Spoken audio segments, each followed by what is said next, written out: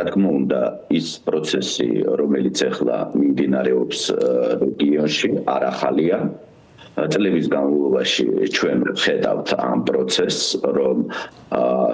საზოგადოება მიჩვეულია უпростоრად იმას, რომ დღეს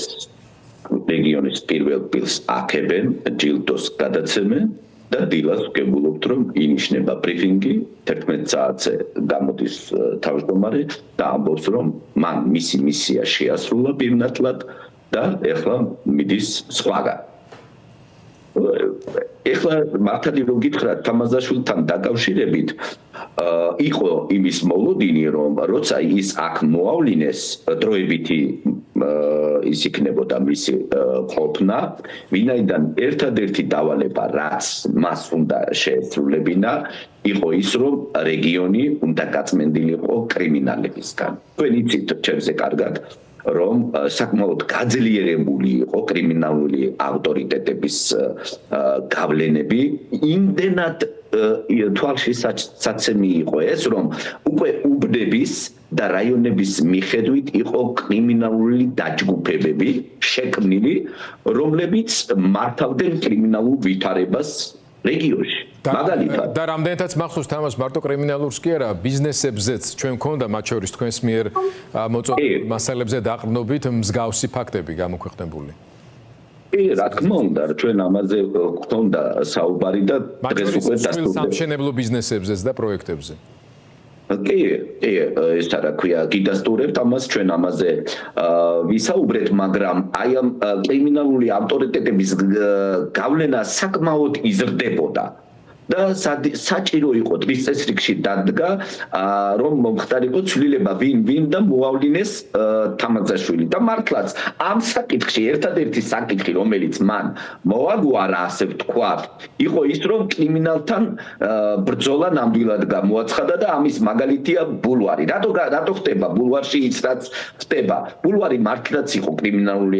ავტორიტეტების გავლენის ქვეშ ძირითადი ბირთვი მე ყველას არ გულისხმობ და ფაქტიურად იქაც ბულვარშიც დაინიშნა პოლიციის განყოფილების ერთ-ერთი უფროსი რომელმაც ესე იგი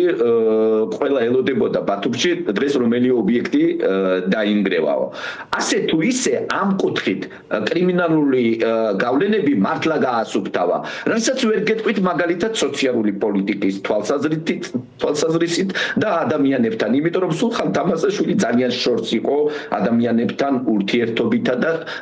კომუნიკაციით მაგალითად მე არ მახსოვს რომ რომელიმე საპროტესტო აქციის დროს ან რომელიმე პროტესტ რომელიც სოციალურ ხასიათს ატარებდა რაიმე შედეგი მოყოლოდა ან რაიმე კომუნიკაცია ყოფილიყო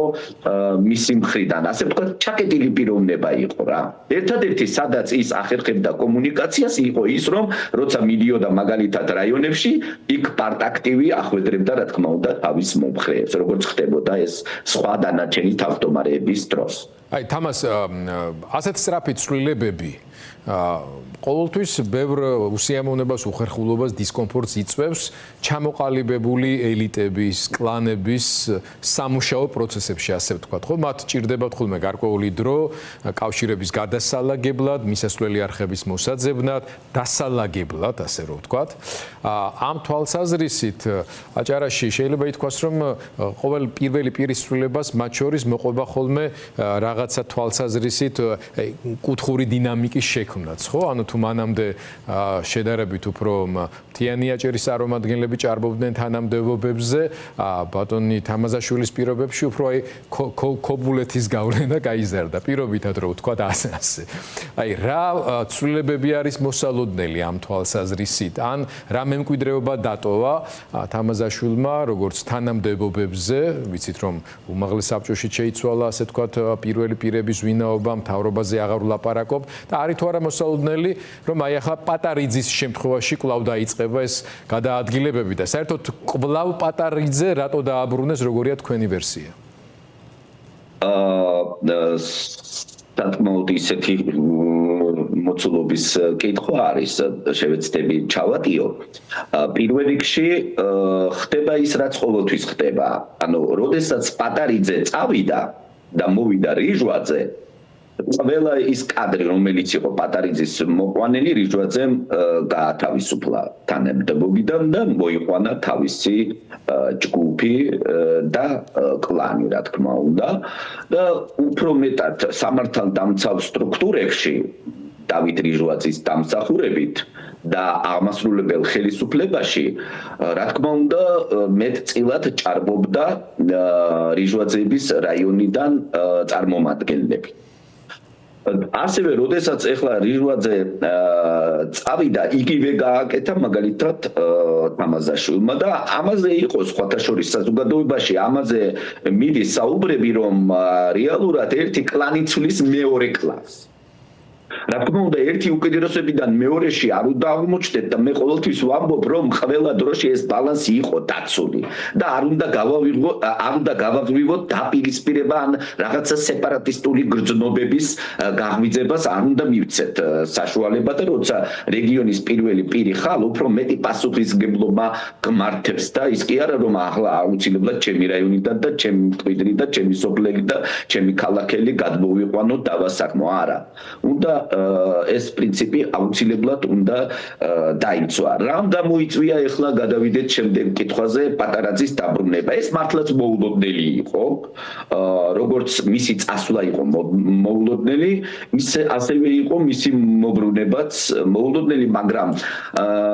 აქ არსებობს აზრი, რომ ამაზე დიდი გავლენა იქონია საგარეო ფაქტორმა, მე გულისხმობ აზერბაიჯანის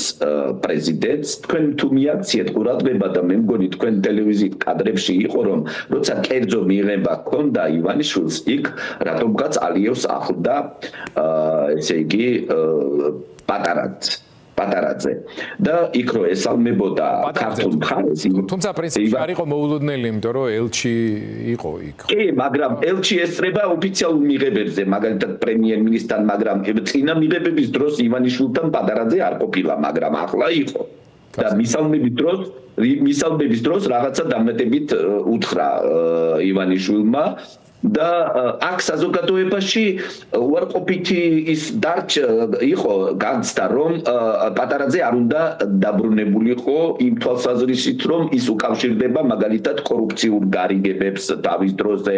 მაგალითად მეგობრობდა გალიპ ოზთურკთან, იყო ერთ-ერთი კორუმპირებული კრიმინალი თურქი, დერქან ბაშართან, ასევე მეგობრობს კიდე სხვა ბიზნესმენებთან და ხო არ გახდება ეს ახალი კორუფციული რაღაცა სქემის ხო არ შეუწყობს ხელს ჩამოყალიბებას, მაგრამ მე მაგალითად მიმაჩნია, რომ აჭარის პირველი პირი აუცილებლად უნდა იყოს ბიზნესთან დაახლოებული, იმიტომ რომ ბიზნეს თუ ხელი არ შეუწყოს, სხვანაირად არ გამოვა და აქვე მინდა ვთქვა, რომ კორუფცია აჭარაში არ იბადება. კორუფცია მოდის თბილისიდან. მე გეტყვით ახლა თქვენ მაგალითს და ფაქტს. არის აჭარაში ასეთი კომპანია ბონდი 2009. თქვენ ეთერში გქონდათ გაშუქებული, როგორ გზებს აკეთებს ეს კომპანია და ახლა მანქანა კი არა, ადამიანები კი დაიღუპა, ახლა დაგებულ ასფალტი ჩაინგრა, ჩავარდა მანქანა. ეს კომპანია სააკაშვილის დროიდან მოყოლებული იმარჯვებს ყველა ტენდერში ბათუმში. არა, საინტერესოა, რომ როგორ შეიძლება ერთმა კომპანიამ გაიმარჯვოს ამ 15-20 წლის განმავლობაში და ხდება. ესე იგი, კომპანიის ერთი წევრი არის დეპუტატი უმაღლეს საბჭოს, უпростоრად ოჯახის, ვინც მართავს ამ კომპანიას. მეორე არის საკრებულოს დეპუტატი, მესამე არის კომპანიის მმართველი, მეოთხე არის შემსრულებელი, ანუ დამკვეთი შემსრულებელი და განმახორციელებელი ერთი ოჯახის კლანია. და ამ ოჯახს მიაქვს ჩვენი ბიუჯეტის, ქალაქის ბიუჯეტის ნახევარზე მეტი. და არავინ არ არის დასჯილი, ყველა სამუშაო თითქმის არის უხარისხო. ერთადერთი რაც აქვს წარმატებულად ამთავრებს დროზე ადრე პროექტს, მაგრამ ამთავრებს რა გვიდა მასეთ დამთავრება საბჭოთა თუ გაკეთდა, ხო? აი რომც შეაჩეროს პატარაძემ ან ქალაქის მერმა არ მიიღოს, არ ჩაიბაროს პროექტი, დაურეკავენ თბილისიდან. და ეთქვიან რომ ასე უნდა გაკეთდეს. ანუ კორუფცია მოდის თბილისიდან. რეგიონიდან იქეთ კი არ მიდის, იქიდან მოდის და კორუფციას მფარველობს თბილისი. თბილისის ძალოვანი უწყებები მაგალითად ან რომელიმე ეკონომიკური დარგის მინისტრი დაურეკავს ეს უნდა გაკეთდეს და იძულებულია დაემორჩილოს და ამიტომ თუ ვინმე ბრალს დებს ყოფილ თავმჯდომარეებს ან კიდე მომავალში დასდებს ბრალს ჩათვალეთ რომ ყველა ეს კორუფციული ის მოდის დედაქალაქიდან არ იქნება ეს დავალება შეწყდება რეგიონშიც და თქვენ ჩემზე უკეთესად იცით რომ ბიზნესმენების 70% ჩვენთან სამწუხაროდ კორუმპირებული არიან და შეგრული არიან ხელისუფლებასთან და ერთმანეთს კარგად არიან შერწყმული და არავის არ ახსოვს სოციალური პასუხისმგებლობა და სოციალური პოლიტიკა. მადლობა თამაშ შეიძლებოდა სხვა დროს გვეკითხა კონსულტაციები რამდენად კონსტიტუციის შესაბამისად იქნა გამართული აჭარაში და ასე შემდეგ ვიცით რომ არანაირი კონსულტაციები არ ყოფილა მათ შორის არც უმაღლესი საბჭოს ყველა ფრაქციასთან და პოლიტიკურ ჯგუფთან როგორც ამას საქართველოს კონსტიტუცია და მათ შორის აჭარის კონსტიტუცია ითვალისწინებს მაგრამ ნუ ამ ქვეყანაში კონსტიტუცია წესი მე მინდა დავაბატო ბატონო გიორგი თქვენ თუ შეიძლება რა თქმა უნდა გისმენ თქვენ თქვით რომ რა მემკვიდრეობა დახტებაო სხვათა შორის უახლოეს დღეებში 1 მაისს საკმაოდ დიდი სოციალური ხასიათის